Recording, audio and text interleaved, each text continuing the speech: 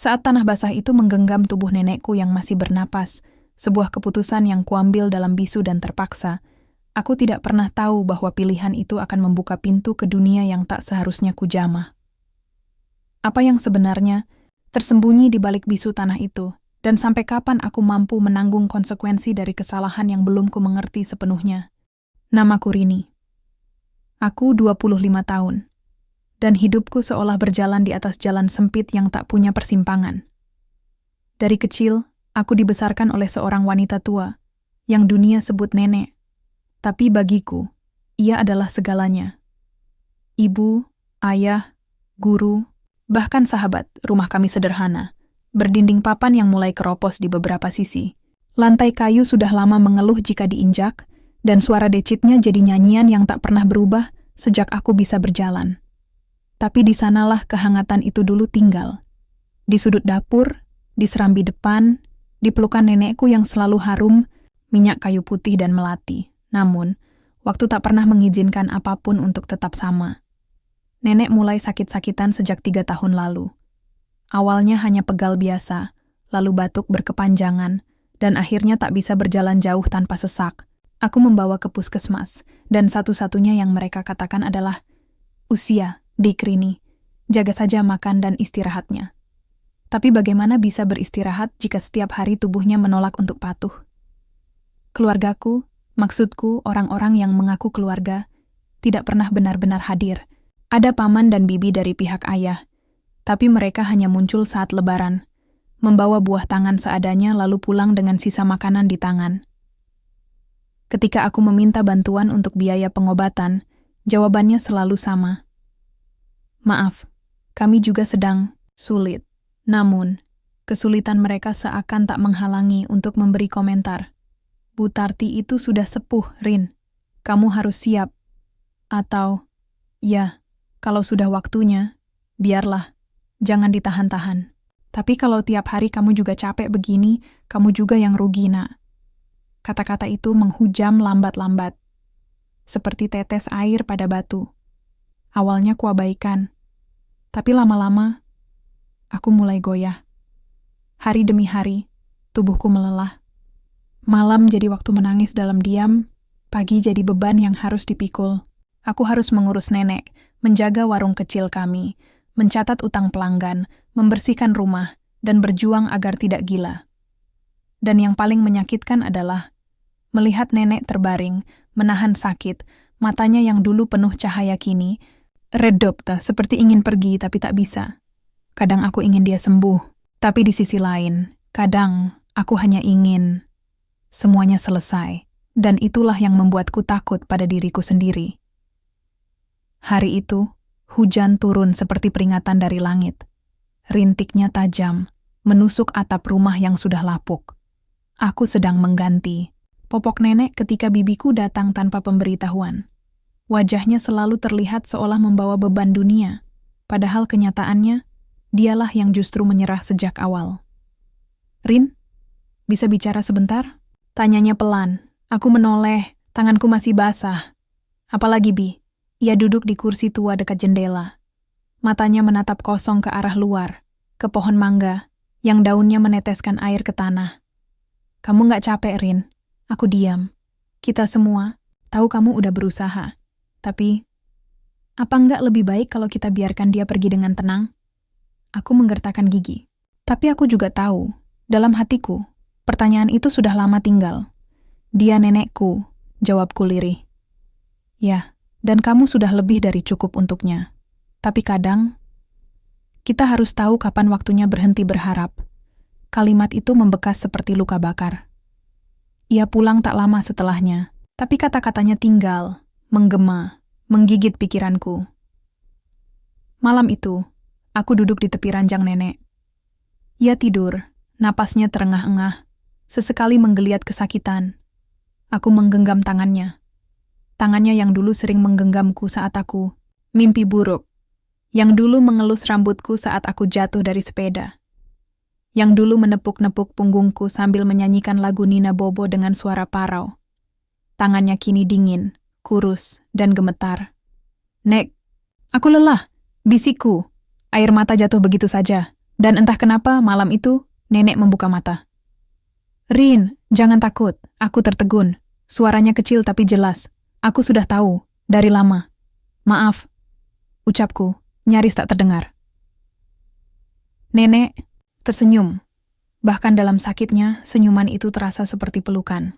"Aku percaya padamu." Kalimat itu menghancurkan sisa kekuatanku. Aku menangis diam-diam di malam yang dingin, memeluk tubuh rapuh yang masih hidup. Tapi yang sebentar lagi akan kubawa ke tempat sepi yang tak bisa dijelaskan oleh akal sehat. Dan malam itulah aku putuskan, besok segalanya akan berakhir. Langit malam tampak begitu gelap, lebih pekat dari biasanya. Bintang-bintang seakan enggan muncul malam itu. Awan hitam menggantung, menutupi segala cahaya yang biasanya menjadi penghibur dalam kesendirian. Angin berembus lembut, membawa aroma tanah basah dan sisa-sisa kehidupan yang bergulir tanpa suara. Aku duduk di tepi ranjang kayu, menatap sosok nenek yang tengah tertidur dengan napas tak beraturan. Sementara jam di dinding berdetak lambat, seolah tahu bahwa malam ini akan menjadi malam terakhirnya bersamaku. Tanganku menggenggam kain selimut yang membungkus tubuhnya. Jari-jariku gemetar, bukan karena dingin, tapi karena kegundahan yang tak bisa kuucapkan. Dalam pikiranku, ratusan suara bertengkar. Ada yang menyuruhku berhenti, ada yang memaksaku melanjutkan. Semuanya membentuk kegaduhan dalam dadaku yang sesak. "Maaf, Nek," bisikku pada malam yang sunyi. Tapi ia tidak mendengar, atau mungkin tidak ingin mendengar. Sejak percakapan kami semalam, nenek tak banyak bicara. Tatapannya tenang, terlalu tenang malah. Seolah ia telah mengetahui apa yang akan kulakukan. Dan ia merelakannya. Aku menghabiskan sisa malam dengan mempersiapkan hal-hal yang tak bisa kusebut sebagai persiapan kematian. Sebuah cangkul tua kuselipkan di balik dinding dapur. Jaket, senter kecil, dan sebotol air aku taruh dalam tas kecil. Semua kulakukan pelan, penuh ragu. Berkali-kali aku berdiri, lalu duduk kembali. Menangis, lalu menghapusnya cepat-cepat, seakan air mata bisa menyembunyikan dosa yang sedang kupelihara. Ketika pagi mulai mengintip dari balik tirai jendela, aku menyiapkan sarapan terakhir kami. Bubur hangat, teh manis, dan sepiring kecil tempe goreng. Menu sederhana yang selalu nenek sukai. Aku menyuapinya dengan hati yang berat, menatap matanya yang lembut dan tak sedikit pun menunjukkan rasa curiga. "Terima kasih ya, Nak," ucapnya lirih. Senyumnya mengembang meski lemah. Aku mengangguk pelan, suaraku tak keluar. "Kalau nanti aku tak ada, jangan salahkan dirimu sendiri."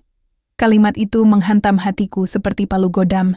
Aku hampir ingin berteriak, membatalkan semua, memeluknya erat-erat, dan meminta maaf 1000 kali.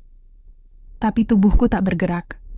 Aku seperti boneka yang digerakkan oleh rasa takut, kelelahan, dan desakan yang sejak lama meracuni pikiranku. "Nek, mau jalan-jalan sebentar ke hutan? Anginnya sejuk," kataku pelan. Nenek menatapku beberapa detik. Ada keheningan yang panjang di antara kami. Tapi lalu ia mengangguk, tersenyum seolah tahu bahwa itu bukan hanya sekadar ajakan berjalan. Kami berjalan perlahan, menuruni jalan kecil menuju hutan belakang desa. Aku memapahnya, langkah demi langkah. Setiap langkah terasa seperti menghitung waktu menuju pengkhianatan. Hutan itu selalu menjadi tempat favorit kami dulu. Saat aku kecil, nenek sering mengajakku ke sana untuk mencari jamur, mengumpulkan daun, jati, atau sekadar duduk di bawah pohon besar sambil bercerita. Tapi hari ini, tidak ada cerita. Tidak ada tawa. Hanya derap langkah dan desir angin yang seolah tahu bahwa alam sedang disiapkan untuk menyimpan sebuah rahasia besar. Ketika kami sampai di tengah hutan, aku berhenti. Tempat itu sepi. Tanahnya lembut dan tertutup dedaunan kering. Aku menurunkan nenek dan memintanya duduk di atas sebatang kayu lapuk. "Aku haus, Rin," katanya. Aku memberinya air dari botol kecil. Tangannya gemetar saat memegangnya, dan aku membantunya meneguk perlahan. Lalu aku berdiri, mengambil cangkul dari balik pohon. Jantungku berdebar begitu keras, seperti akan meledak. Tanganku mulai menggali. 1, 2, 3 cangkul. Tanah membumbung, menciptakan lubang gelap yang terasa seperti jurang bagi jiwaku sendiri. Setiap kali cangkulku menghantam tanah, aku memejamkan mata. Ingin berharap semua ini hanya mimpi buruk. Tapi suara tanah jatuh ke atas tanah adalah kenyataan yang tak bisa dihindari. "Nek," panggilku pelan. Ia menatapku. Matanya tak menunjukkan ketakutan. Justru damai. "Apa kamu yakin ini yang terbaik, Nak?" tanyanya. Aku tidak menjawab. Tak mampu, tapi ia berdiri. Perlahan mendekatiku. Lalu, ia masuk ke dalam lubang itu. Sendiri, dengan kedua tangan ia memegang pinggiran lubang, menatapku untuk terakhir kalinya. "Aku percaya padamu, tapi jangan lupakan siapa kamu." Tubuhku lunglai. Tapi aku tahu, jika aku berhenti sekarang, aku akan kehilangan segalanya. Aku mulai menimbun tanah. Segenggam demi segenggam. Air mataku tak berhenti jatuh. Aku menutup matanya dengan tanganku sendiri, sebelum tanah terakhir menutupi wajahnya. Tangannya masih terlihat, tapi perlahan, aku tutupi juga. Habis. Hilang. Ketika semua selesai, aku terduduk lemas. Mataku sembab, tubuhku kotor oleh tanah dan peluh. Aku menatap lubang itu. Tidak, sekarang sudah menjadi makam. Makam yang tak semestinya ada. Aku mengusap wajahku, mencoba bangkit. Tapi kakiku terasa berat. Hatiku lebih berat lagi. Aku melangkah meninggalkan tempat itu. Tapi setiap langkah terasa seperti menarik rantai yang membelit jiwaku.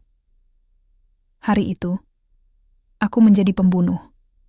Bukan karena benci, tapi karena cinta yang dikebiri oleh tekanan dan keputusasaan. Dan aku tahu, malam ini aku tidak akan bisa tidur. Mereka bilang, rasa bersalah itu seperti arang yang membara di dalam dada. Kau bisa menutupinya, tapi panasnya tetap terasa. Ia tak membakar kulit, tapi menghanguskan jiwa. 3 hari setelah aku mengubur nenek, rumah ini terasa berbeda. Udara di dalamnya jadi lebih berat. Langkah kakiku seakan dipantau oleh mata tak terlihat. Setiap bunyi kayu yang berderit terdengar lebih nyaring, lebih mengancam. Warna-warna di sekitarku memudar. Bahkan matahari yang biasanya menembus sela-sela jendela kini tampak pucat, seperti enggan menyentuhku. Dan di malam hari, suara itu mulai datang. Awalnya hanya angin, lalu desiran yang aneh. Tapi kemudian, aku mulai mendengar napas, panjang, berat, seperti seseorang tengah tertidur di sampingku. Tapi saat ku toleh, tak ada siapa-siapa. Aku mencoba menenangkan diri. Mungkin ini hanya lelah. Mungkin pikiranku yang mulai bermain-main. Tapi suara itu tidak pergi. Setiap kali aku menutup mata, aku bisa melihat wajah nenek.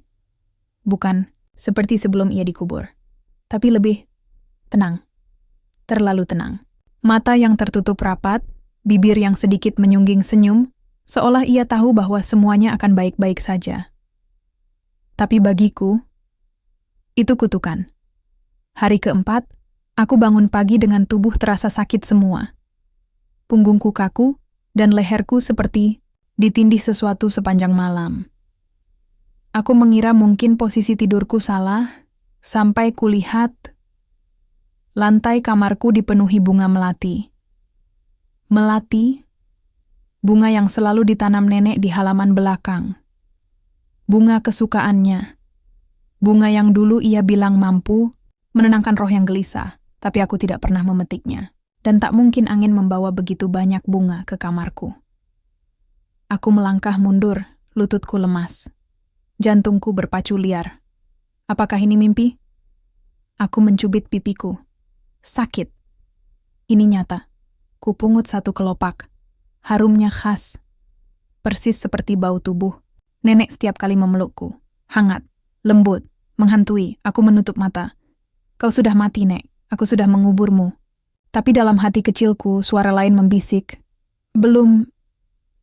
Hari kelima, aku pergi ke pasar untuk mencoba melanjutkan hidup seperti biasa. menjual sayur, menjaga warung.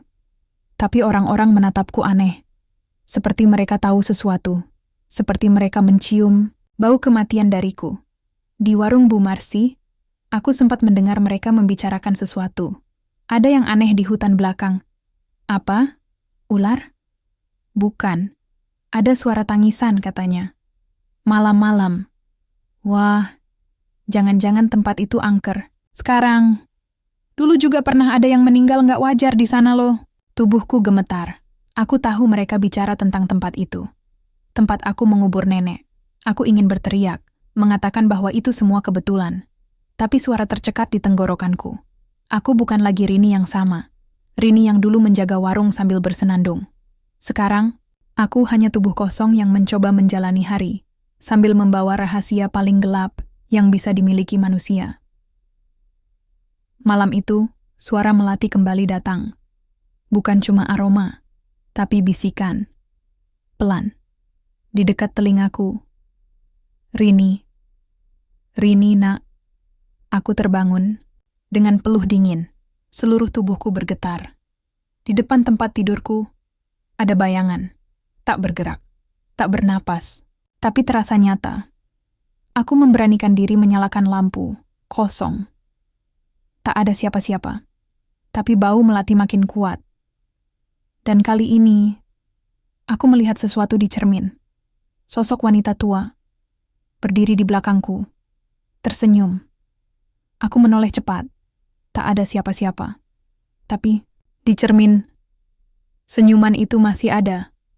Aku menjerit sekeras-kerasnya, menendang cermin sampai pecah, menutupi wajahku dengan tangan, memohon agar semua ini hanya mimpi buruk yang akan segera berakhir. Namun, aku tahu itu bukan mimpi. Aku tahu. Dia datang. Hari ke-7. Aku tak tahan lagi. Aku kembali ke hutan itu. Dengan tangan gemetar, aku membawa cangkul dan senter kecil. Malam terlalu gelap. Tapi aku tak peduli. Suara nenek dalam mimpiku makin jelas. Ia memanggilku. Kadang marah, kadang lembut. Tapi selalu memanggil. Saat aku sampai di lokasi, kakiku berhenti. Tanah yang dulu kupakai untuk menguburnya tidak rata lagi. Tanah itu tergali sedikit. Seperti ada yang berusaha keluar. Aku mendekat. Jantungku hampir berhenti. Ada bunga melati. Tumbuh tepat di tengah lubang itu. Segar, wangi, melingkar seperti rangkaian. Dan di bawahnya ada sehelai kain putih kecil dengan sulaman nama. Rini. Itu sapu tangan yang kuberikan pada nenek saat aku kecil. Yang katanya akan ia simpan sampai mati. Tapi aku memberikannya pada orang yang kubunuh dengan tanganku sendiri. Aku terduduk di tanah. Tangisku pecah, tak bisa kucegah. Aku salah, Nek. Aku salah. Aku mencakar tanah, menggali dengan tangan kosong. Berharap bisa menarik waktu kembali, berharap bisa membuka kembali lubang itu, dan menemukan semuanya hanyalah mimpi buruk yang bisa kuhapus dengan air mata. Tapi lubang itu nyata, dan suara nenek kini bergema lebih dalam di kepalaku. Kau belum selesai, Rini. Kau harus membuka yang telah kau tutup. Rumah ini tak pernah benar-benar sunyi. Bahkan saat jam berdetak pelan dan angin tak lagi menyentuh daun jendela, ada sesuatu yang terus bergerak dalam keheningan. Suatu bisikan halus, nyaris tak terdengar, tapi selalu ada, seperti napas yang tertahan tepat di tengkukku. Sejak malam aku kembali dari hutan itu, semuanya berubah. Bukan hanya suara-suara, bukan hanya bunga melati yang entah dari mana datangnya, tapi aku berubah. Aku mulai takut pada diriku sendiri. Bayangan-bayangan muncul di setiap sudut rumah. Bukan sosok, bukan makhluk, tapi kenangan yang hidup. Aku melihat nenek menyusuri dapur. Tangannya menggenggam kendi. Suaranya menyenandungkan tembang Jawa yang dulu sering ia lantunkan saat memasak. Aku mendengar langkah sendalnya menyeret di lantai kayu, dan bau minyak kayu putih kembali membungkus udara rumah ini, padahal tak ada yang memakainya lagi. Aku mencoba mengabaikannya, menyibukkan diri, membersihkan warung, menulis buku catatan utang, menyapu halaman. Tapi suara-suara itu tetap ada. Dan malam hari menjadi ujian neraka yang tidak pernah benar-benar selesai. Hari itu aku mengunci kamar, menutup semua tirai. Aku menyalakan lilin. Bukan karena mati lampu, tapi karena cahayanya membuatku merasa sedikit lebih hangat. Aku duduk di pojok ruangan dengan selimut membungkus tubuhku, memeluk lutut, dan mencoba bernapas pelan. Di meja kecil di sebelahku, sapu tangan putih bersulam namaku tergeletak. Aku menemukannya di atas gundukan tanah malam itu, dan meski aku tahu seharusnya aku membiarkannya di sana, aku tidak bisa. Sapu tangan itu bukan sekadar kain, itu adalah pesan, bukti, dan mungkin permohonan. Malam itu aku tertidur sambil menggenggamnya, dan untuk pertama kalinya, mimpi itu datang. Aku berdiri di tengah ladang kosong. Angin berhembus kencang, melipat ilalang dan menggoyangkan tubuhku yang kecil dalam mimpi. Langit berwarna ungu gelap, seperti malam yang patah hati. Dan di depan sana, ada sosok, nenek. Tapi, bukan seperti saat ia hidup. Bukan juga seperti yang kubayangkan dalam ketakutanku. Ia berdiri tegap, memakai kebaya putih, rambut disanggul rapi, matanya tajam, dan wajahnya bersinar seperti orang yang membawa rahasia dunia. "Rini," katanya. Suaranya tenang tapi menggema, aku ingin lari. Tapi kakiku tak bisa bergerak. "Apa kau sudah siap?" tanyanya. "Siap untuk apa?" Suaraku bergetar. "Menebus," jawabnya. "Menebus?" Ulangku pelan. "Kesalahanmu bukan akhir dari segalanya. Tapi itu adalah awal dari sesuatu yang sudah lama tertutup." Aku mulai menangis. "Aku tidak mengerti." Nenek tersenyum. "Kau akan mengerti, tapi bukan di sini. Ada yang harus kau buka, ada yang harus kau lihat. Mulai dari lemari kayu tua di belakang rumah. Dan jangan takut pada bayangan. Kadang, kegelapan membawa cahaya. Kemudian segalanya jadi terang. Cahaya putih menelan mimpiku, dan aku terbangun dengan napas terengah-engah. Keringat membasahi tubuhku, meski malam begitu dingin. Tanganku masih menggenggam sapu tangan. Dan untuk pertama kalinya, aku merasa tidak sendiri. Keesokan harinya, aku mengikuti pesan dalam mimpiku. Lemari tua di belakang rumah itu sudah lama tak kubuka. Isinya hanya kain lap, botol kosong, dan barang-barang peninggalan almarhum kakek. Tapi aku tetap mendekatinya. Tanganku menggenggam kunci yang tergantung di belakang pintu dapur. Aku memasukkannya ke dalam lubang kunci, berkarat dan seret. Tapi, akhirnya berputar juga, krik dan bau kayu tua dan debu menyambutku. Tapi di bagian belakang lemari, aku menemukan sesuatu yang tak pernah kulihat sebelumnya. Sebuah kotak kayu kecil, disegel dengan benang merah yang dililit 3 kali, dan disisipkan daun kering yang sudah menghitam. Ada tulisan di atas kotak itu, tergores dengan pisau kecil. "Jangan dibuka oleh tangan yang belum tahu luka." Aku menelan ludah. Jantungku berdetak kencang.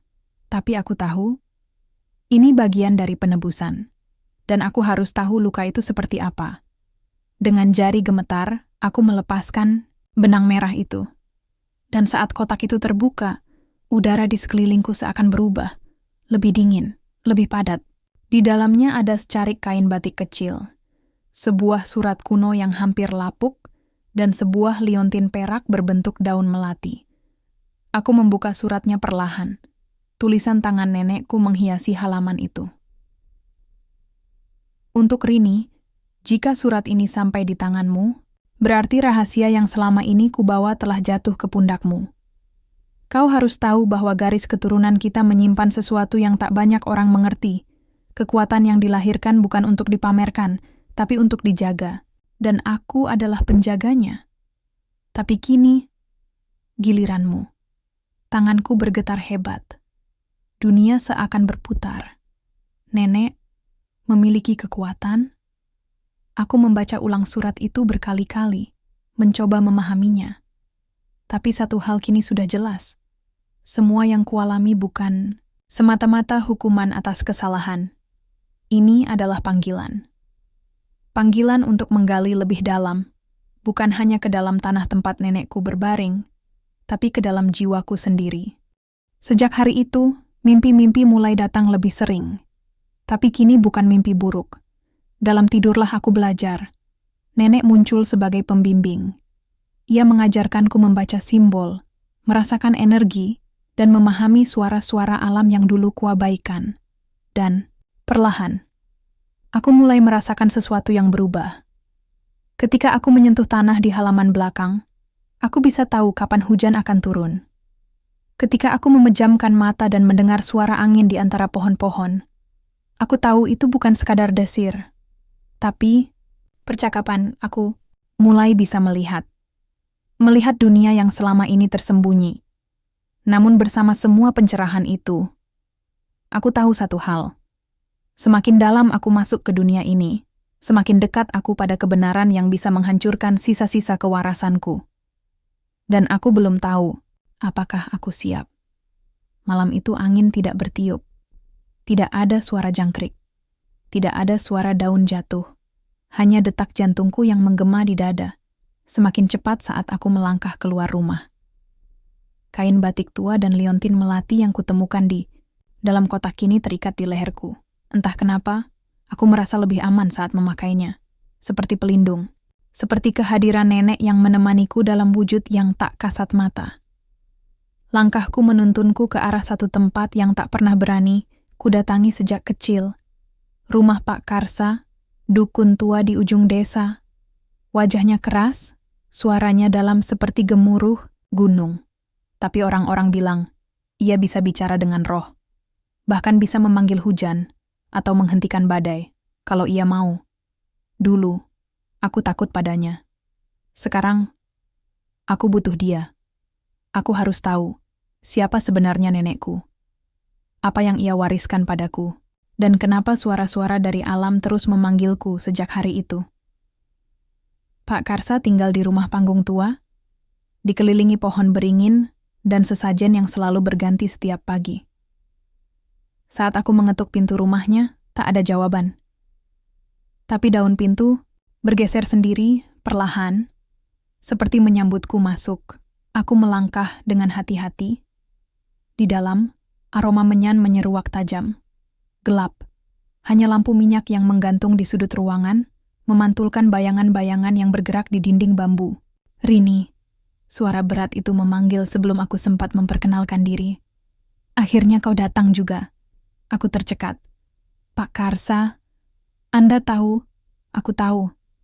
Bahkan sebelum kau lahir, aku sudah tahu kau akan datang di hari seperti ini. Ia duduk bersila di atas tikar pandan. Tubuhnya kurus tapi kuat. Mata tuanya memandang tajam, menembus dadaku.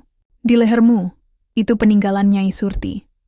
Perempuan sakti yang menjaga batas antara dunia manusia dan yang gaib. Nyai Surti, nenekku, aku mengangguk pelan. Tapi, aku membunuhnya, Pak. Aku yang menguburnya hidup-hidup. Pak Karsa menghela napas. Panjang. Tapi wajahnya tidak menunjukkan amarah. Tidak juga kaget. Dia tahu itu akan terjadi, katanya tenang.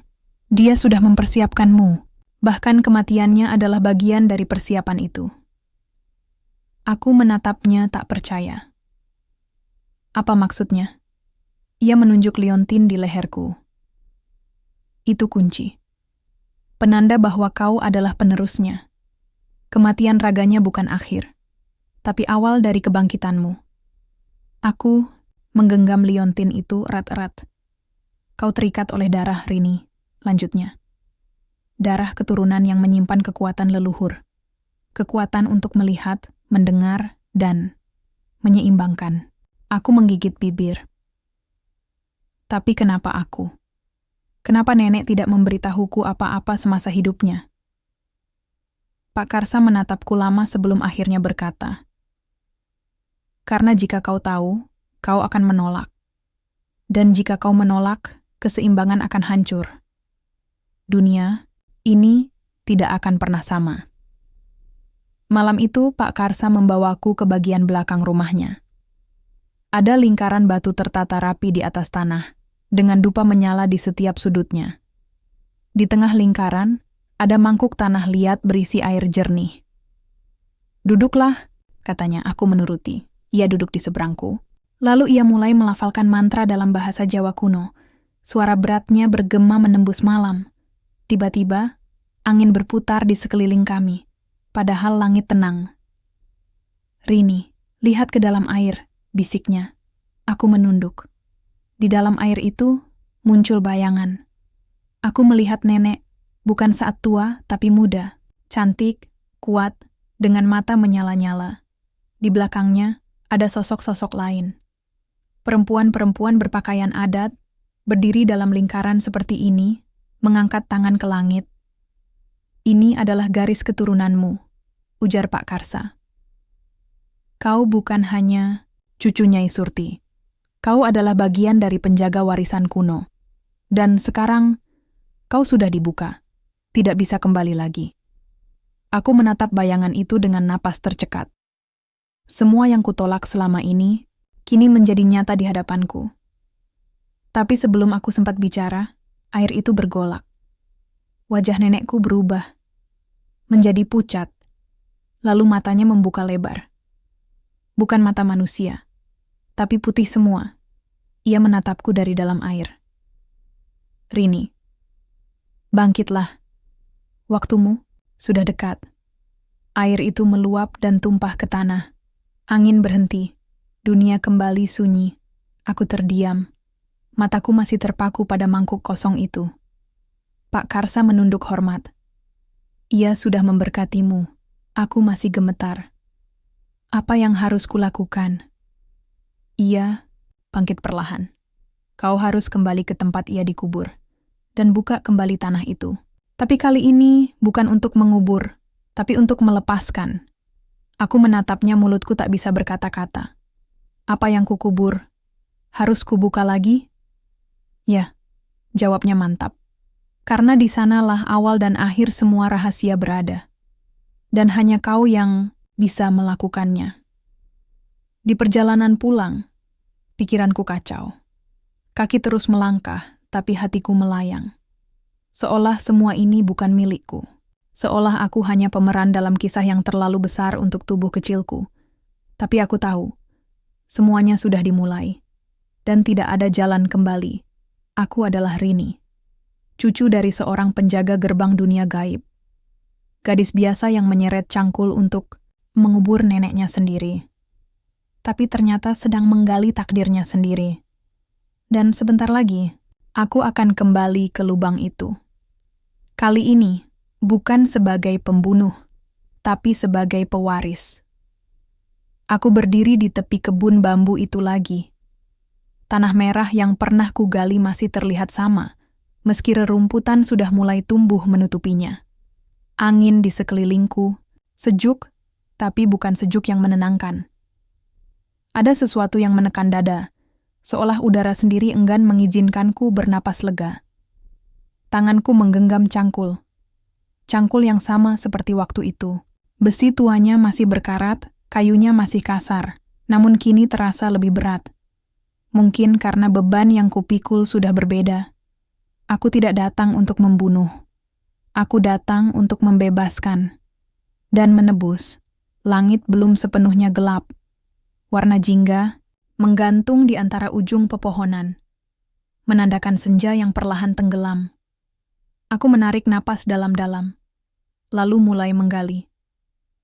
Setiap ayunan cangkul membelah tanah, bukan sekadar membuka lapisan bumi, tapi juga membuka luka dalam hatiku yang belum sempat sembuh.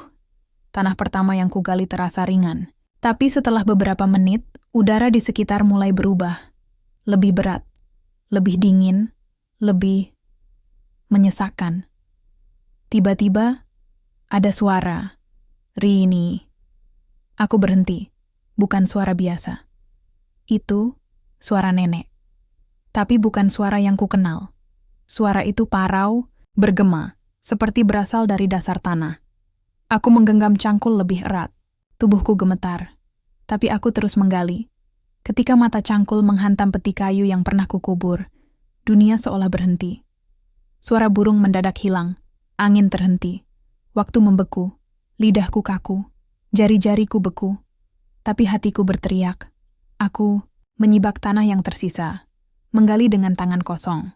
Dan akhirnya, peti itu terlihat jelas. Peti kecil dari kayu nangka, terikat dengan benang merah yang sama, seperti di kotak warisan nenek. Tapi kali ini, benangnya compang-camping. Seolah ada yang merobeknya dari dalam. Aku menelan ludah. Jantungku berdetak, liar.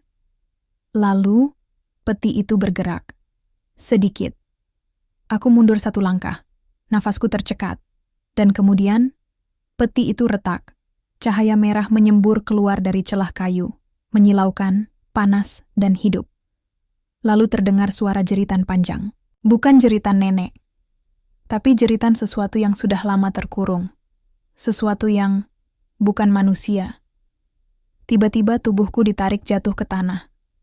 Seolah ada tangan tak terlihat mencengkeram pergelangan kakiku.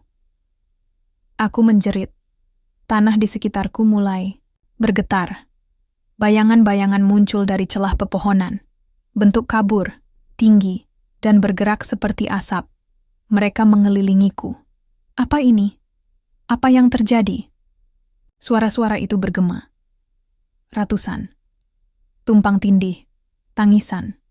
Tertawa. Bisikan. Aku memejamkan mata, berusaha mengingat apa yang diajarkan Pak Karsa. Liontin itu kunci, tapi jiwamu adalah pintunya. Kuatkan hatimu. Panggil namanya bukan dengan suara, tapi dengan kepercayaan. Aku meraih liontin melati di leherku, menekannya ke dada. Lalu, dengan suara gemetar, aku berbisik, "Nek, aku tahu aku salah, tapi aku di sini. Aku ingin menebusnya. Tolong, bimbing aku." Tiba-tiba cahaya dari liontin menyala. Hangat, putih. Murni, bayangan-bayangan itu mundur. Jeritan berhenti. Dan dari dalam peti yang pecah, muncul kabut putih, melayang pelan ke udara, membentuk siluet. Nenekku. Wajahnya tenang, tapi matanya penuh luka. Ia menatapku, lalu membuka tangan, memperlihatkan sesuatu. Seutas benang merah, utuh. Aku mengulurkan tangan. Saat benang itu menyentuh kulitku, kilatan cahaya menyambar langit. Petir menyala, menyibak awan, lalu hujan turun deras. Air membasahi tubuhku, membasuh tanah merah yang terbuka, membasuh luka lama yang menganga. Dan di tengah guyuran hujan, nenek bicara untuk terakhir kalinya. Yang kau kubur bukan aku, tapi kutukan lama yang harus disegel kembali. Tapi kau sudah membukanya. Dan sekarang, kau harus menutupnya. Bagaimana, Nek? Aku memohon, dengan darah dan keberanian. Hujan belum berhenti. Aku menggenggam benang merah yang diberikan nenek dan membungkus kembali peti yang sudah retak. Tanpa tahu persis kenapa, aku tahu apa yang harus kulakukan.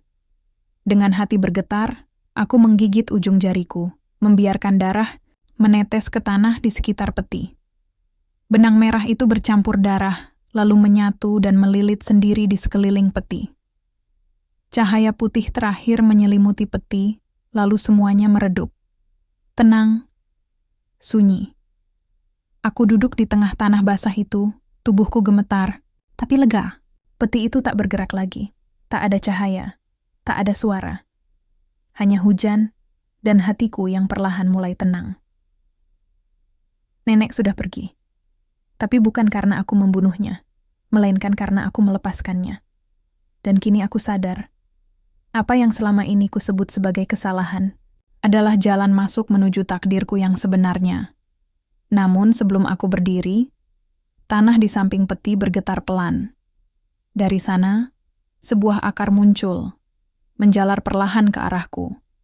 Di ujungnya, bunga melati bermekaran. Putih, wangi, indah. Aku memetiknya, lalu menyimpannya di balik liontin. Karena aku tahu, ini belum selesai. Ini baru permulaan. Malam itu aku tidak tidur. Tubuhku terbaring, tapi pikiranku tidak berhenti bekerja. Setiap kali aku memejamkan mata, bayangan wajah nenek muncul. Bukan saat sakit, bukan saat lemah, tapi kuat, tenang, dan bersinar. seolah beliau baru saja meninggalkan perannya sebagai penjaga dunia ini. Namun, yang lebih mengganggu bukanlah penampakan nenek, tapi bisikan. Bisikan itu datang dari segala arah, kadang dari balik lemari, kadang dari dapur, kadang dari jendela yang tertutup rapat.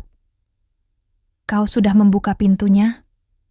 Keseimbangan sudah rusak. Pengorbanan belum cukup. Darahmu dibutuhkan. Aku menarik selimut lebih erat, padahal udara malam terasa panas menusuk. Keringat dingin mengalir di leherku. Hati kecilku tahu, apapun yang sudah kubangkitkan dari lubang itu, belum sepenuhnya tertidur kembali. Keesokan harinya, Pak Karsa datang tanpa pemberitahuan.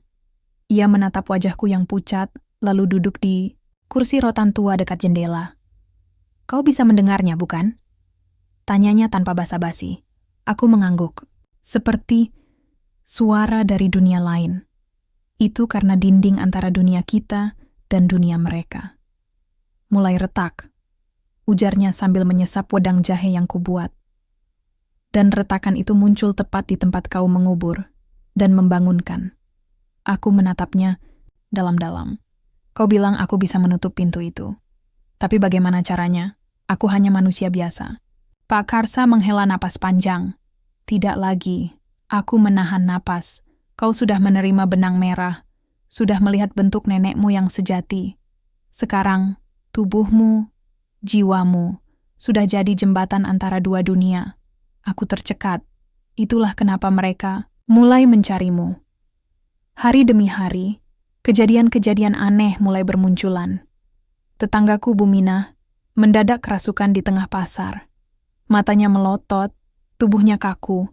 Lalu ia berteriak dengan suara yang bukan suaranya. Di mana penjaga baru? Di mana dia? Beberapa orang menoleh padaku saat itu. Entah kenapa, aku tahu mereka tahu, dan tubuhku bereaksi. Tanpa sadar aku berjalan mendekat, dan Bumina, atau makhluk yang merasukinya, menoleh padaku.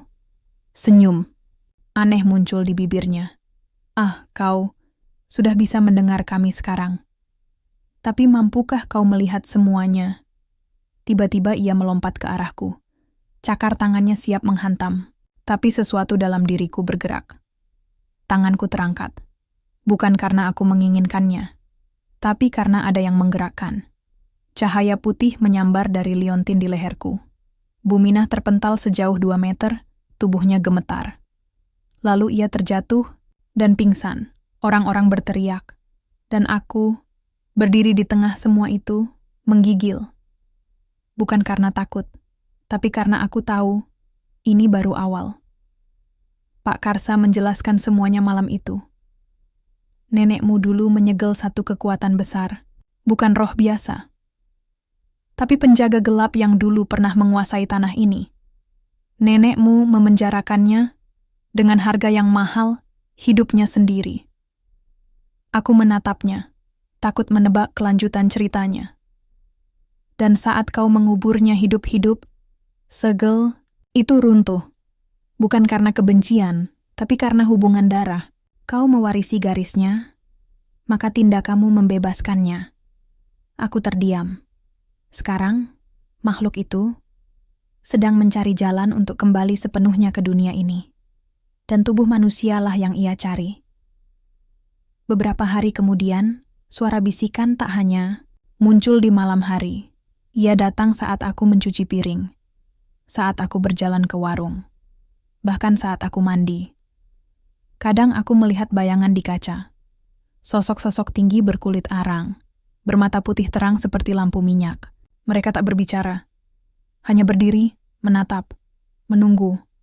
Aku tahu, batas dunia ini semakin menipis, dan jika aku tidak segera bertindak, mereka akan masuk. Seluruhnya. Pak Karsa memberiku sebuah cermin tua dari perunggu. Ini bukan cermin biasa. Cermin ini bisa memperlihatkan wajahmu dari sisi dunia lain. Aku menatap bayanganku di sana. Tapi yang kulihat bukan aku. Bukan hanya aku. Ada 2 wajah di cermin itu. Satu wajahku dan satu lagi. Lebih pucat, lebih tua, dengan mata merah menyala. Dia yang akan mengambil alih tubuhmu jika kau kalah dalam pertarungan nanti. Pertarungan? Tanyaku, tubuh bergetar, Pak Karsa mengangguk. Pertarungan antara dua dunia, Rini. Dan kau adalah jembatannya. Jika kau jatuh, maka dunia kita ikut jatuh. Di dalam mimpiku malam itu, nenek muncul kembali. Tapi kali ini ia tidak bicara. Ia hanya berdiri di tepi jurang hitam, dengan api membara di belakangnya. Di tangannya, seikat bunga melati putih. Ia melemparkannya ke arahku. Tapi saat kuangkat bunga itu, warnanya berubah. Merah, seperti darah. Aku terbangun dengan napas memburu, keringat membasahi tubuh, dan di samping tempat tidurku, setangkai melati merah benar-benar ada di sana. Bukan mimpi, bukan ilusi, ini nyata, aku bangkit. Menatap bayanganku di jendela, dan untuk pertama kalinya, aku sadar, aku bukan lagi Rini si penakut. Aku adalah jembatan, penjaga baru. Dan target yang sedang diburu oleh kekuatan tergelap dari masa lalu. Malam itu aku tahu aku tidak bisa lari. Lagi.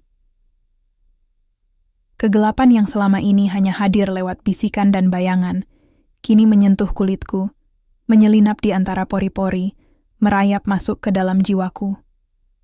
Aku berdiri di depan cermin perunggu pemberian Pak Karsa.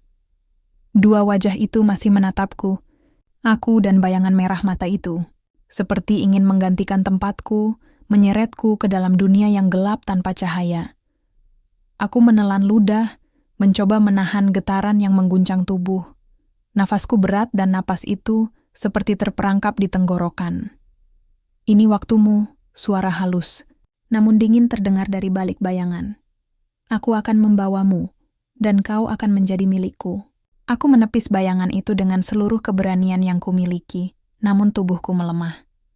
Sesuatu di dalam jiwaku mulai terkoyak.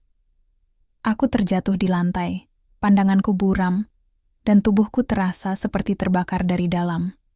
Mata merah itu semakin mendekat, siap untuk menyatu denganku. Tiba-tiba, sebuah suara lembut, tapi tegas mengalir ke telingaku, suara nenekku. Ingat, kau bukan hanya jiwa biasa. Kau adalah penjaga, dan setiap penjaga memiliki kunci untuk menutup pintu yang terbuka. Aku menggenggam liontin melati di leherku erat-erat. Ku coba mengingat petunjuk Pak Karsa dan pesan nenek. Kekuatan spiritual nenek bukan hanya tentang menahan, tapi juga menuntun. Dengan segala sisa tenaga, aku bangkit. Melawan bayangan merah yang ingin merasuki. Aku menatap matanya yang merah menyala, lalu berbisik, "Aku bukan musuhmu. Aku anak cucu yang kau cari, dan aku akan menyelesaikan apa yang kau mulai." Seketika, kilatan putih menyembur dari liontin. Cahaya itu membakar bayangan gelap dan mendorongnya mundur. Suara jeritan meledak, tapi aku berdiri tegak, menguatkan diri. Namun pertempuran ini bukan hanya melawan makhluk luar, tapi juga diriku sendiri. Aku harus menghadapi versi terburuk dari diriku.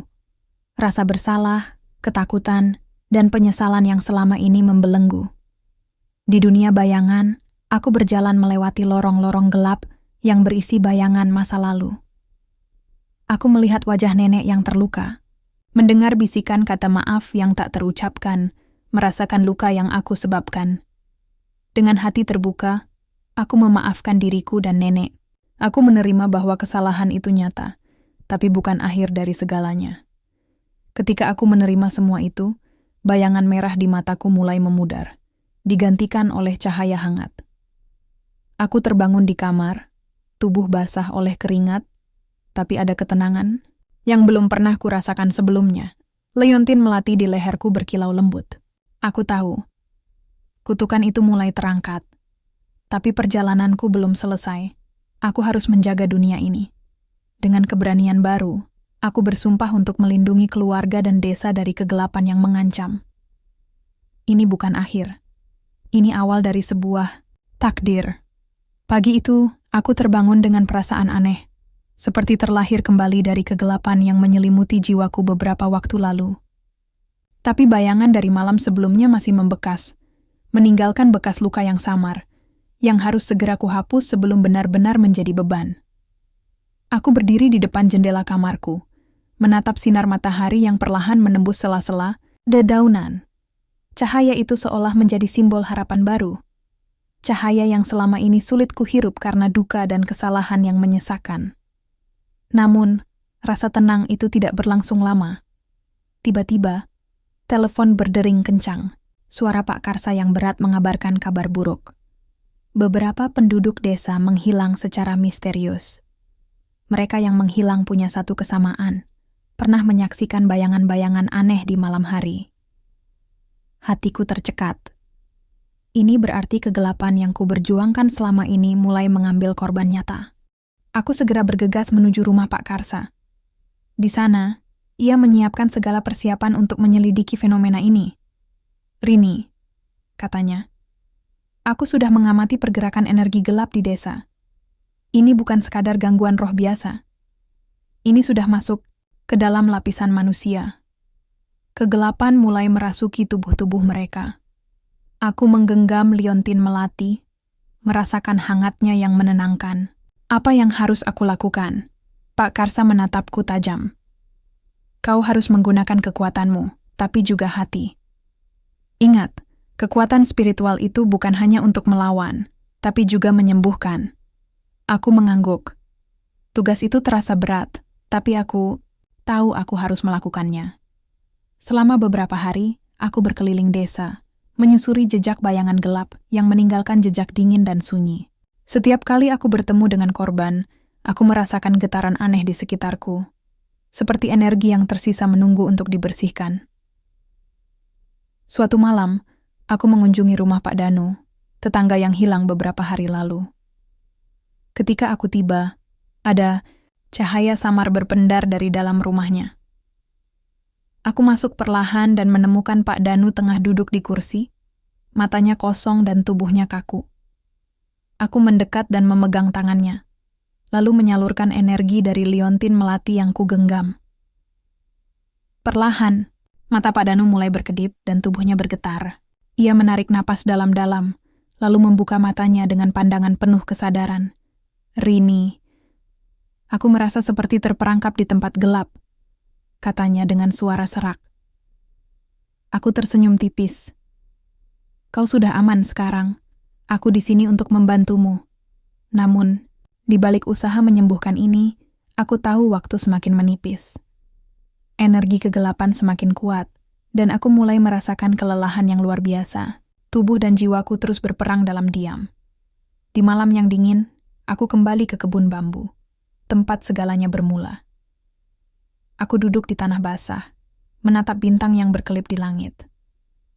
Aku bertanya pada diri sendiri, apakah aku cukup kuat untuk menghadapi semua ini? Apakah aku benar-benar siap menerima takdir sebagai penjaga antara dua dunia? Tiba-tiba, angin membawa aroma melati, hangat dan menenangkan. Suara nenekku muncul dalam bisikan, penuh kasih. "Keberanianmu sudah membawamu sejauh ini, Rini. Jangan pernah ragu pada cahaya yang kau miliki." Aku menghembuskan napas panjang. Ya, aku harus terus berjalan, tak peduli betapa beratnya jalan ini. Karena aku percaya, selama ada cahaya, gelap tidak akan pernah benar-benar menang. Aku berdiri di tepi jurang yang menganga, sama seperti dalam mimpiku malam-malam lalu. Tapi kali ini, aku tidak takut. Justru aku merasa siap. Semua yang kulalui, semua rasa bersalah, penderitaan dan perjuangan telah membawa aku ke momen ini. Momen di mana aku harus memilih antara membiarkan kegelapan menelan segalanya atau menjadi cahaya yang memecah kegelapan itu. Aku menatap ke dalam jurang itu, tempat roh-roh gelap menanti untuk merayap ke dunia ini. Suara-suara bisikan mengisi udara, namun aku berdiri tegak, liontin melati berkilauan di leherku, memancarkan aura hangat dan kuat. Ini bukan akhir. Aku berbisik pada diriku sendiri. Ini awal dari segalanya. Dalam dadaku, energi nenekku mengalir, menguatkan setiap inci tubuhku. Aku merasakan kehadiran beliau, bukan sebagai sosok yang terkurung di dalam tanah, tapi sebagai penjaga abadi yang berdiri bersamaku. Pertarungan itu berlangsung sengit. Gelombang kegelapan menyerbu, berusaha menggulungku, menarikku ke dalam kegelapan yang tak berujung. Namun aku melawan. Aku melawan dengan seluruh keberanian dan cinta yang kumiliki. Cinta untuk nenek, keluarga, dan desaku. Dengan kekuatan spiritual yang diwariskan nenek, aku memanggil cahaya suci yang menyinari kegelapan. Cahaya itu bukan hanya memaksa bayangan mundur, tapi juga menyembuhkan mereka yang terperangkap dalam pengaruh gelap. Satu persatu, roh-roh gelap berubah menjadi cahaya, kembali pada kedamaian yang semestinya. Aku melihat wajah-wajah yang dulu hilang, kini tersenyum lega, penuh rasa syukur. Saat fajar menyingsing, aku berdiri di kebun bambu, tempat di mana semuanya bermula.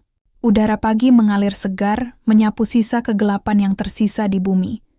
Aku menatap ke langit, mengirimkan terima kasih pada nenek, pada Pak Karsa, dan pada diriku sendiri yang tidak pernah menyerah. Kini aku tahu, cinta seorang nenek memang tak pernah bisa tergantikan. Tapi aku juga belajar, cinta itu bisa diwariskan. Menjadi kekuatan yang melindungi, menerangi, dan menyelamatkan. Aku tersenyum. Kegelapan mungkin selalu mengintai, tapi selama ada cahaya di hati, aku akan terus berdiri sebagai penjaga.